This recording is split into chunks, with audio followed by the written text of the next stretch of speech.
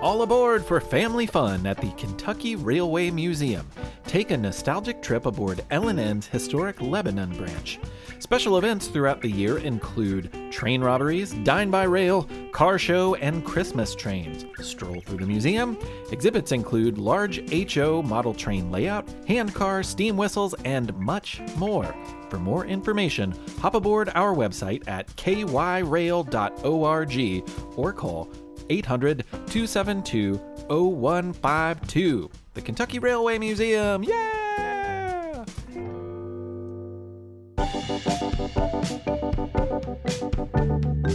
I know, that's what I'm saying. Like, the postman only rang once. What? Oh, hey, we're on. Oh, hello, everybody. My name is Mick Sullivan, and welcome to the past and the curious. This is episode number 46, and we've done an episode about mail, we've done an episode about trains, and we're kind of talking about both of those things again, but it's two completely new stories. One of the stories you're going to hear is about Owney, the dog. And I need to thank friend of the show, Michael Fleming, for his great reading on that one. The other story you're going to hear is about a woman who was generally known as Stagecoach Mary, or at least that's how the history books remember her, but her real name was Mary Fields, and she was a very interesting person. Helping us with that episode, doing a bit of dialogue, is my friend Melly Victor she's the creator of Stoopkids Stories, which is an awesome podcast, a part of Kids Listen. Highly recommend you check it out. Be sure to stick around for some songs at the end and some Patreon shout-outs and a little bit of fun hiding out there, promise. Let's get started. Robbers didn't scare Mary Fields. Wolves didn't scare her either. She had held her own against many. Even deathly cold weather was of little concern to her. Actually, for that, she had developed a little trick to stay warm and not freeze during these particularly perilous nights. To keep her blood pumping and her temperature up, Mary would pace around her wagon all night long to keep from falling asleep. She figured if she did fall asleep in the cold, she might not wake up. A night without any sleep was definitely better than a morning that never comes. As you can see, Mary took her job seriously. She had made an oath to the United States Postal Service and had become the very first black woman to have a postal contract and a carrying route. With her wagon and team of horses, she was responsible for hauling mail and freight through remote areas of Montana, meeting the train in Cascade, and navigating to St. Peter's Mission. This is how she earned her nickname, Stagecoach Mary. The fact is, she didn't take that horse-drawn wagon to get mail and freight until she was well into adulthood. For most of her life, she wasn't Stagecoach Mary at all, but instead, Mary Fields. She had been born on a plantation in Tennessee around 1832, was never too sure about when her birthday was. Like the rest of her family, Mary had been enslaved. Forced hard labor in the fields was the fate of many enslaved men and women at this plantation, and Mary grew up to be a powerful young woman who worked beside the powerful men. She was tall, over 6 feet by most accounts, and she had a broad, incredibly strong body. Now, 1865 brought an enforceable end to enslavement in the United States, and while many emancipated men and women stayed near their families and friends, Mary immediately left Tennessee in search of work. She first found it on the river. During poker games and bull sessions later in her life, she liked to tell the story of her job on a riverboat. The Robert E. Lee was a steamboat named after the Confederate general on which Mary worked. In 1870, there was a famous steamboat race down the Mississippi River from St. Louis to New Orleans between her boat and another steamer called the Natchez. Nearly everything moved at a slower pace in the 1800s. So it might be hard for us to understand the excitement of a race traveling at an average of 14 miles an hour and stretched out over several days. It wasn't as slow as molasses, but it wasn't far off. Nonetheless, Americans paid attention. The plodding pace of the race lent itself to the technology of the day. As the steamboats paddled and pushed their way down the river, small towns would telegraph the time each boat passed by to newspapers for print in several daily editions. As exciting as it might have been to track the progress in the morning and evening editions of the newspaper, It was certainly more exciting to be in Mary's shoes, which were on deck, or at sometimes below deck, by the boiler of the lee. She recalled the crew feeding the boilers with anything that would burn to keep the steam turning the paddle wheel. If they ran out of wood for the fires, they'd stoke it with other things, broken up furniture, old clothes, even somebody's dinner, whatever it took to win the race. She said to that end, they actually threw a whole side of bacon in the fire. That greasy smoke may have been the key. The Lee won the 3-day race by 6 hours. Not long after this, through the connection of a passenger, Mary went north for a different, even slower-paced work. She arrived in Toledo, Ohio for the job.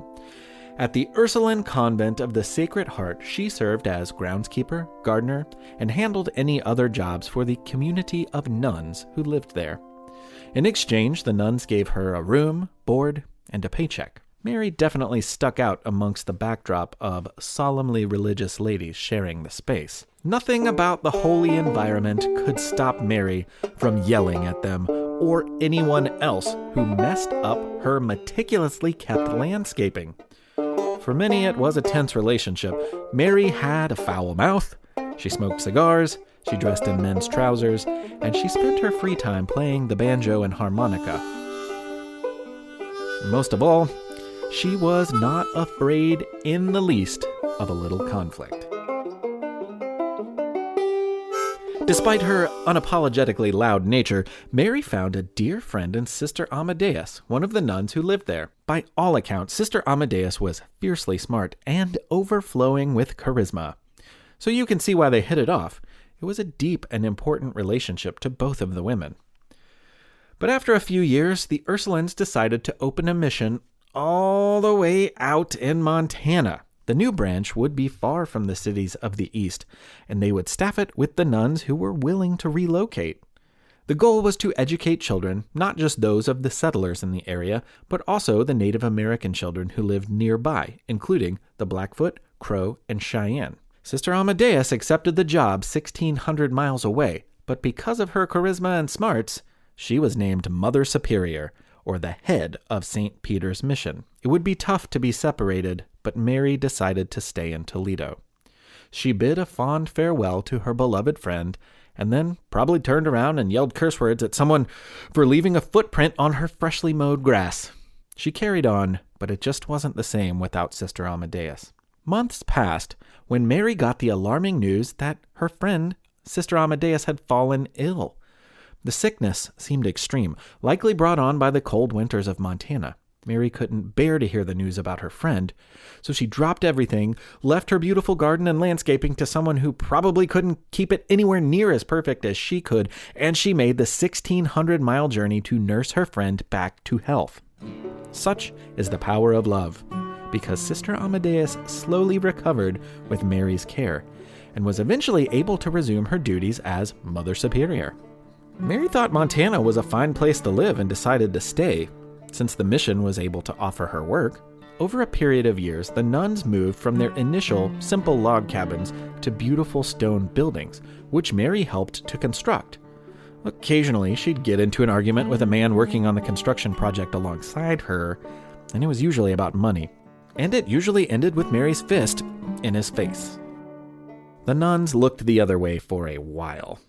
Mary was never afraid of a fight, and it seems like she never lost one. But when one of those arguments escalated from fists to pistols, the Ursuline mission decided Mary had crossed the line, and they asked Sister Amadeus to relieve her of her duties. With sadness, she fired Mary, but it was not the end of their friendship.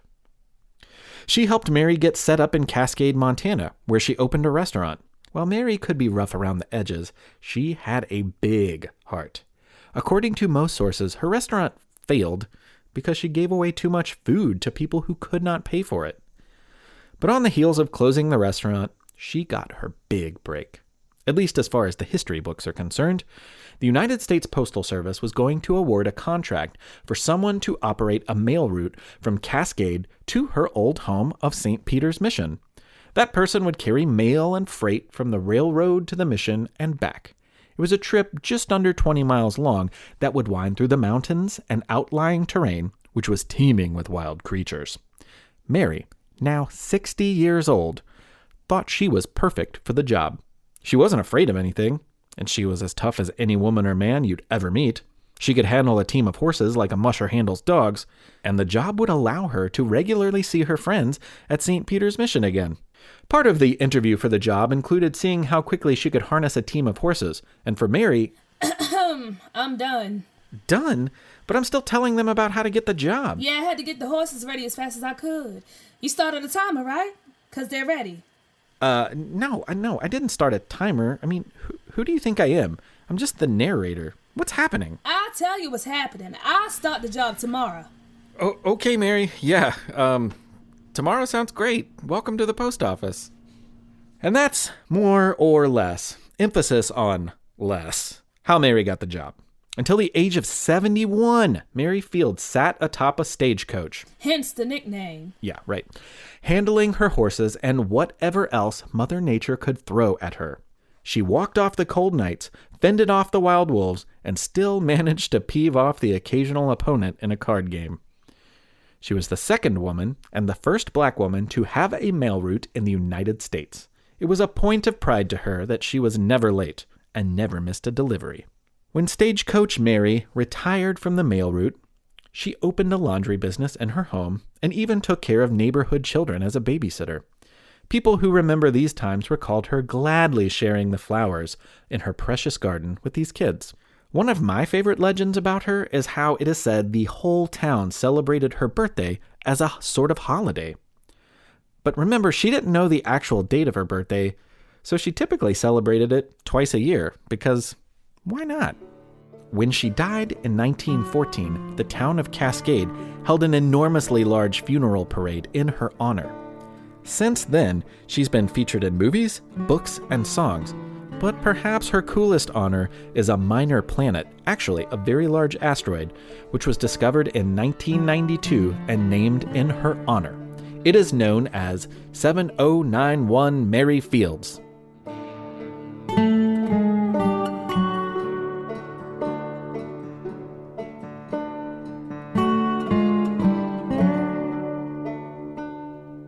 From the creators of the popular science show with millions of YouTube subscribers comes the Minute Earth podcast. Every episode of the show dives deep into a science question you might not even know you had. But once you hear the answer, you'll want to share it with everyone you know.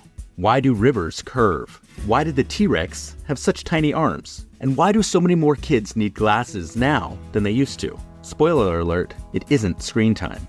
Our team of scientists digs into the research and breaks it down into a short, entertaining explanation, jam-packed with science facts and terrible puns. Subscribe to Minute Earth wherever you like to listen. Do you find it hard to sleep at night? Then the Sleep Cove podcast can help you. Hi, I'm Christopher Fitton, the voice and clinical hypnotherapist behind Sleep Cove. Sleep Cove features sleep hypnosis, meditations, and bedtime stories, all designed to help those of you who struggle at night to achieve a restful and peaceful night's sleep. Search for Sleep Cove on Apple Podcasts or Spotify and see why Sleep Cove helps millions of people sleep deeply all night long. All right, it's time for You Have 30 Seconds, and this month it's Riley Jones telling the story of Cher Ami, which is a story that we also told in maybe our third episode, but it's great because it actually relates to the story that you're going to hear in a few minutes. So Riley, it's time to do your thing. Hi, I'm Riley Jones, and I'll be talking about one of the world's most famous pigeons, Cher Ami. Cher Ami was a homing pigeon used in World War I. In one battle, American troops thought they were fighting Germans, but it was actually other Americans. The division that was being shot at sent Cher Ami, or dear friend, in French, with a message. While flying, Cher Ami's legs got shot off, but he still delivered his message, and the shooting stopped. Cher Ami died in June 1919 and can be found in the Smithsonian. Yes, I love that story. What a bird. Riley, thank you so much for your contribution. And if you out there have a subject for a You Have 30 Second segment, well, record it. Send it to us. The instructions are on our website. Cha-cha-cha-cha-cha-cha. Wonder what's next. It's quiz time. It's quiz time. It's quiz time. Time. Yes, it's quiz time again, and these questions are about deliveries. In 1958, one of the most expensive objects ever given to the Smithsonian was sent to the museum by United States Postal Service. What object was it?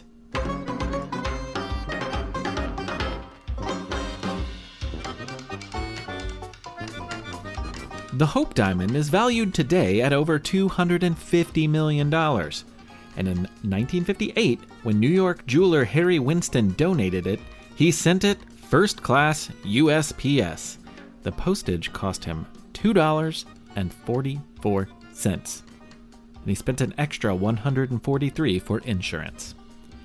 James Todd was the letter carrier who delivered it, and he said he felt a little shaky about delivering the mail that day. Question number 2. Can you guess what year it became legally required that every American household have a mailbox?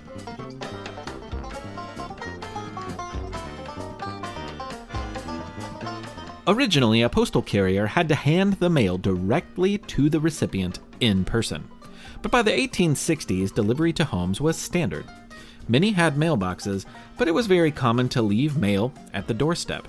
In 1923, it was mandated that every home must have a mail slot or mailbox.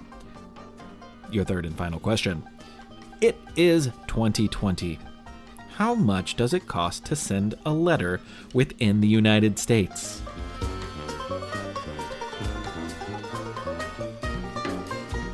You're going to need a stamp that costs 55 cents. It's kind of amazing. For 55 cents, you can buy a stamp, put it on an envelope, drop it in a mailbox, and it will show up at someone's doorstep anywhere in the United States within days. How awesome is that? I suggest you mail something to someone this week.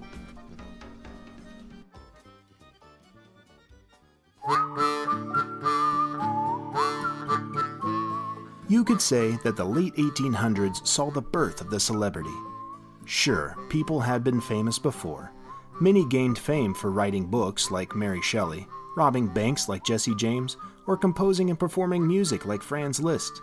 But around the turn of the century, people began to excitedly follow celebrity movements and appearances in the papers like never before. Add to that the increasingly common power of the photograph, and the potential for celebrity grows like a whisker on a puppy's nose. Also around this time, many people became celebrities for being the first to succeed at never-before-possible feats. Traveling across a continent with great speed, or even traveling around the globe, for example. We've told tales on this podcast of those events already. Think of Nellie Bly and her amazing trip that had people glued to their newspapers. And when you picture this sort of celebrity, what do you see in your mind? Parades? Awards? Newspaper articles, commemorative posters, and pictures? Well, that's what they got a lot of the time, and the subject of this story was no different. Well, he was a little different in one way. He was a dog. Earlier in the 19th century, there was another dog who was considered quite the traveler. Seaman was the large black Newfoundland dog that Meriwether Lewis brought along with the Corps of Discovery for the cross-continent journey. Seaman was the envy of all who met him. He was strong and brave, smart and skilled. That beautiful canine outlived his owner, and it is said, when his own time finally came, he was wearing a collar that read, "The greatest traveler of my species." That may well have been, but a dog named Owney would eventually snatch that title from him like a favorite chew toy. It should be pointed out that Owney was significantly lazier than Seaman. See, while Seaman made most of his travels on foot, Owney made most of his lying down. Owney enters the history books around 1888, 80 or so years after Lewis and Clark and their dog returned from their journey. The American continent was now crisscrossed daily by train cars on train tracks carrying everything from people to pork to post, which is another way to say mail. It turns out that mail, or at least the grimy, smelly, dirty bags the mail was carried in, were Owney's favorite things. The pup was a scruffy, scrappy little mutt who belonged to a postal clerk at the Albany, New York post office. If you had been one of the thousands, maybe even millions of people who eventually saw him, you probably wouldn't have guessed that he was anything special. The terrier mix looked like thousands of other little dogs across the country, a country which had a pretty serious problem at the time with stray dogs roaming the streets and neighborhoods. Owney could have easily been one of these strays, and in a way, he was. But through his own peculiar magic, he became everyone's dog. Each morning as his postal clerk owner walked to work, Owney would scamper along beneath his feet, eager for a hard day's rest. His owner would see no rest at all. The job of a railway postal clerk was very difficult. It was required that workers memorize thousands of locations and addresses so that they could quickly and accurately sort the mail deliveries from passing mail trains. These clerks would unload incoming mail from trains, throw bags of outgoing mail on the correct cars, and the biggest detail of their job? They had to accurately sort as many as 600 pieces of mail each hour. So, while Owney's owner was laser-focused on the tasks at hand, the scruffy pup would find one of the many mail bags at the office, the smellier the better, plop down and take a nap. If you've never napped on a filthy mail sack in a busy mailroom, you have no idea what you're missing. It was delightful, and the whirl of activity surrounding the dog never rankled the fur of the beast in the least. Sometimes, whichever filthy mailbag he was sprawled upon would need to be loaded on an outgoing train. When this happened, a clerk would rouse the pup from his slumbers, and he'd meander around to find another dirty, stinky bag, where he would stretch out until it was time to go home and sleep some more. It was a great life for a mutt. The love that Owney held for lounging on these cotton sacks was so great that when his owner decided to get another job somewhere else, he couldn't bear to break the dog from his beloved, begrimed bags. So he decided to leave him. The now ownerless Owney just kind of stayed at the Albany post office. Trains came, trains went. Mail was sorted, bags were thrown, and Owney slept. Other postal workers kept an eye on him. Not that that was hard given his lazy proclivities, but they made sure he was fed. One fateful day, asleep on a bag that must have smelled with a super special stink, Owney was roused again from doggy dreamland. This happened many times before. It was a daily occurrence, really. But this time, he didn't simply move on to a new bag. We'll never know what made that bag so special to him, but we know that it was. The bag was thrown onto a mail car, and unbeknownst to anyone, Owney followed it on board. Before anyone realized what had happened, the train left the station. Rocking to the rhythm of the rails was Owney, nestled up on his favorite bag. It was a ride he had not bargained for. All dude ever wanted was his bag back. The Albany staff must have wondered where their lazy little mascot had gone. That is, when they finally realized he was gone. As luck would have it, they were soon reunited with him in the next day or two when he popped out of a mail train returning from the other direction. The postal workers in the next town must have put him back on to send him home. And Owney must have liked it, because before long, he was on a train as often as a flea is on a stray. Off he'd go to another city, putting smiles on faces, and back he'd come, bringing back smiles to the ones he had left. To ensure his return, the Albany workers made him a special caller, instructing anyone who found him to send the mutt back to Albany on a returning train. He bopped into Boston, Baltimore, New York City, and beyond. Working aboard trains in the 1800s was a dangerous job. There were wrecks, derailments, fires, and more, all of which the workers had grown frightfully used to. But not once, while riding the rails, had one of Owney's trains experienced such terrible events, so the post office began to see him as a good luck charm. He chugged into Chicago and steamed into Springfield. It was a delight to see him, and not just because of the good luck, but because his reputation preceded him. People at each stop had heard about this funny little stinky, mail-sack-loving dog. The legend of Owney was born. At each new stop, someone from the city's office would give him a memento. Usually it was a stamped medallion like you'd find hanging from the neck of other dogs. Each new one of these would be marked with the location to show that Owney had passed through their office. They'd attach it to the "Make sure I get back to Albany" collar around his neck. Of course, more and more destinations meant more and more medallions hanging from his neck.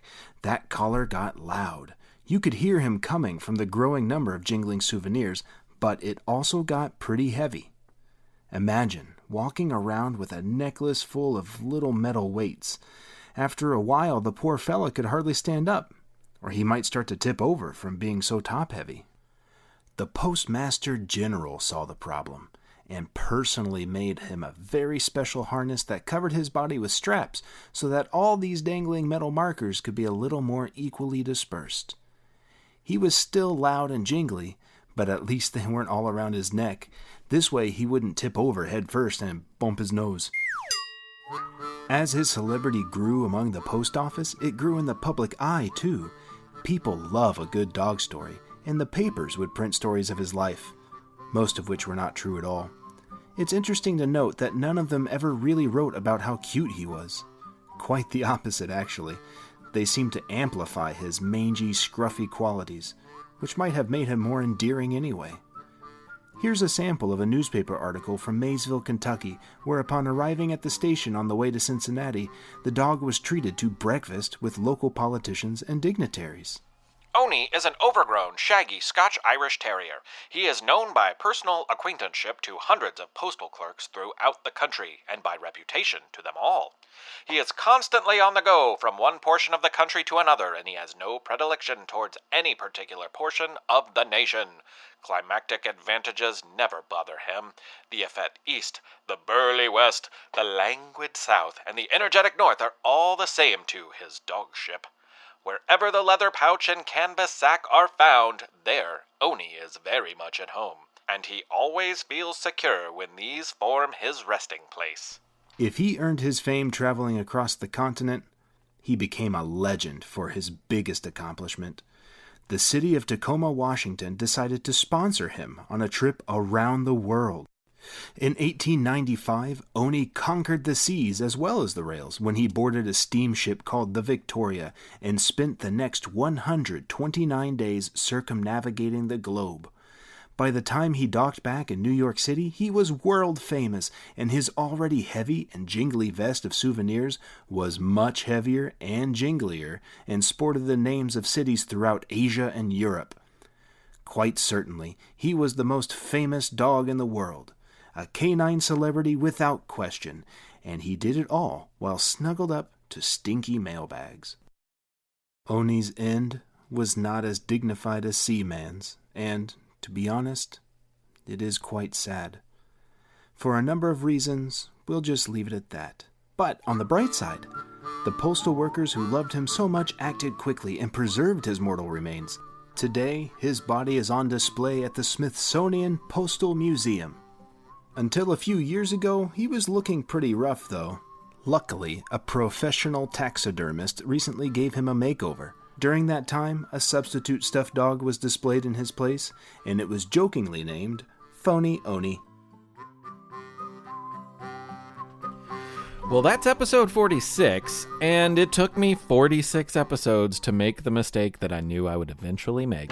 I recorded a song that I thought was perfect for the show, and then realized that I had already done it. I had done it in January of 2019. The version that I made, though, when I listened back to it from January of 2019, I sounded like I was asleep, which makes sense because I had a 1-month-old baby, so I probably was asleep. So I have a new version of a song called Bringin' in the Georgia Mail. I'm going to tag that on at the end. I think it sounds good, so I recommend you listen to it. But first, I have some thanks and Patreon sponsors to thank, including a Patreon song that I think is really good. First, a shout out to Simon in Philadelphia, which is a great place. I love visiting Philadelphia. How cool it must be to live there. Thanks for the note you sent about making hardtack. That definitely made my day. I also have to shout out someone, Annie, you are going to put me out of a job with your show. History Says So is a podcast that Annie Sternberg is making. And holy cow, it's really good. I love it, Annie. Congrats. Keep it up. I cannot wait to see what you do. Anyone looking for a nice, fun history podcast? I highly recommend Annie's show. You go, girl. Okay, and I'm really excited. We've got a lot of new Patreon sponsors, and that means the world to me. Like, I didn't think that we'd have so many during this time period for whatever reason, but it's gone great. So thank you. Leo and Greta, thank you. Thank you for listening. I'm so glad your ears are out there. Laurel, thank you for listening. I'm so glad your ears are out there. And Mikhail, I think Mikhail. I think you're from England too, so that's really awesome. Thanks for being over there and listening. Oh, and here's a good one. Jonas, thank you. Jonas in Connecticut. I have some family in Connecticut. Jonas, thank you.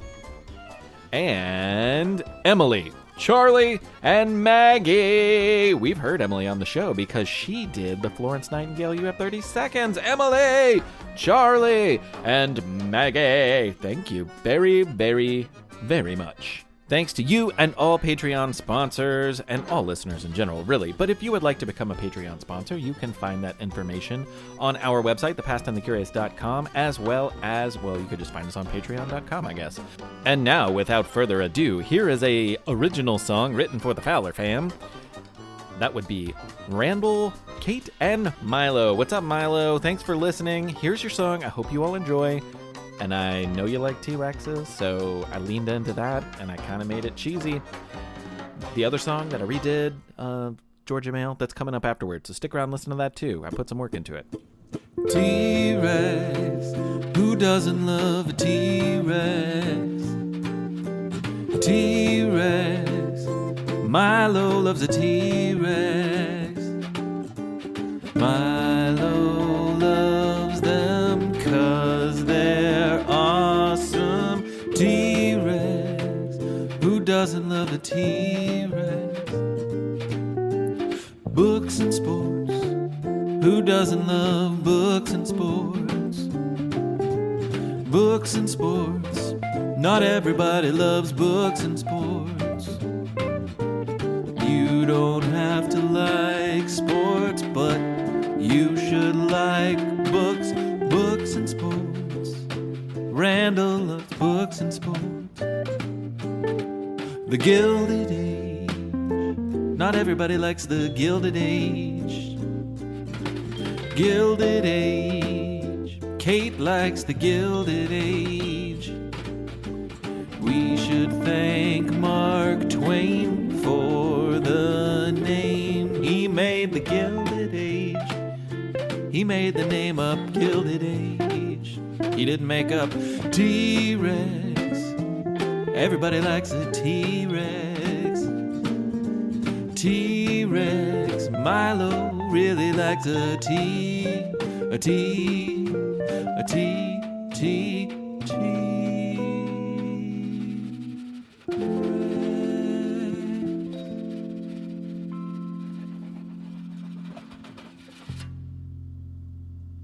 Thanks, guys. Here's Bringing in the Georgia Mail. I'm Mick Sullivan, and this has been The Past and the Curious. See that engine puffin', boy, she's making time. That old train is wearing out the rail. Heading for the mountain that she's got to climb. Bringing in the Georgia Mail. 90 miles an hour, and she's gaining speed. Listen to that whistle moaning, wail, wail, wail. Has she got the power? I say yes, indeed. Bringing in the Georgia Mail.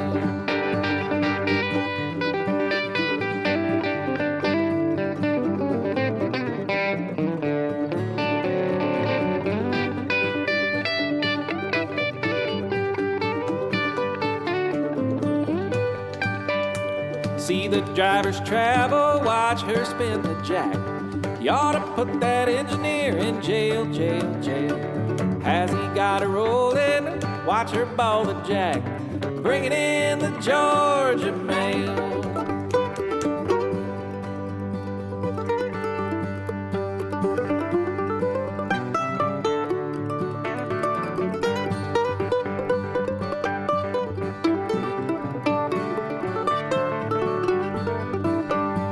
Rocking and reeling, spouting off that steam. Stoke the fire and hope the brakes don't fail. Serving all the people